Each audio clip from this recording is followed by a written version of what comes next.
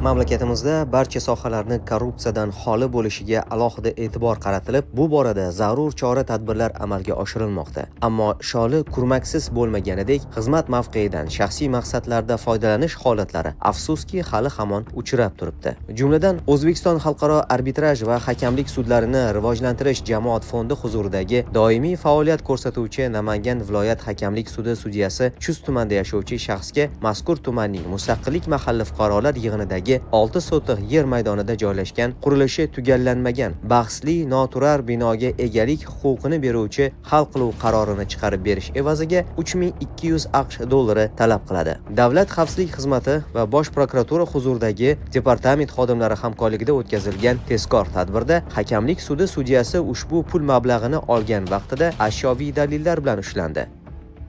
Hamkorlikda o'tkazilgan boshqa tezkor tadbirda esa Farg'ona viloyati veterinariya va chorvachilikni rivojlantirish boshqarmasi bosh mutaxassisi O'zbekiston tumanidagi chorvachilik bilan shug'ullanuvchi fermer xo'jaligining naslchilik toifasiga o'tkazilganligi to'g'risida guvohnoma rasmiylashtirib berganligi evaziga mazkur xo'jalikning ish boshqaruvchisidan 500 AQSh dollari olgan vaqtida ushlandi. Dastlabki surishtiruv tadbirlari davomida bosh mutaxassis ushbu pul mablag'ini viloyat veterinariya va chorvachilikni rivojlantirish boshqarmasi boshlig'ining o'rinbosariga berishi kerakligi ma'lum bo'lib, tezkor tadbir davom ettirildi va mazkur mansabdor shaxs 300 AQSh dollarini olgan vaqtida ushlandi.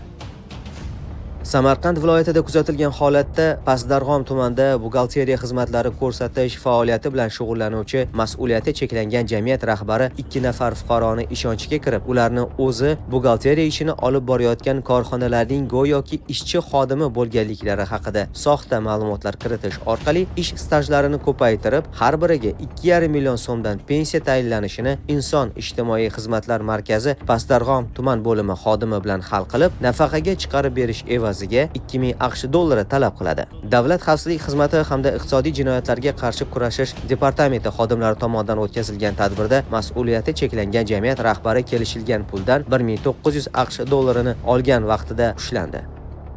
Bu kabi qonun buzilishi poytaxtimizda ham qayd etilib, xususan Toshkent shahar kanallardan foydalanish va ularga tutash hududlarni obodonlashtirish boshqarmasining 2 nafar bo'lim boshlig'i o'z xizmat mavqelaridan foydalangan holda qurilish firmasi tomonidan Bo'zsuv kanali hududiga to'kilgan chiqindi tuproqlar uchun 60 million so'm miqdorida jarima qo'llanilishi yuzasidan dalolatnoma rasmiylashtirmaslik va kelgusida rahnamolik qilish evaziga ta'magirlik yo'li bilan 30 million so'm olgan vaqtlarida ashyoviy dalillar bilan ushlandi. Hozirda mazkur shaxslarga nisbatan Jinoyat kodeksining tegishli moddalari bilan jinoyat ishlari qo'zg'atilib, tergov harakatlari olib borilmoqda.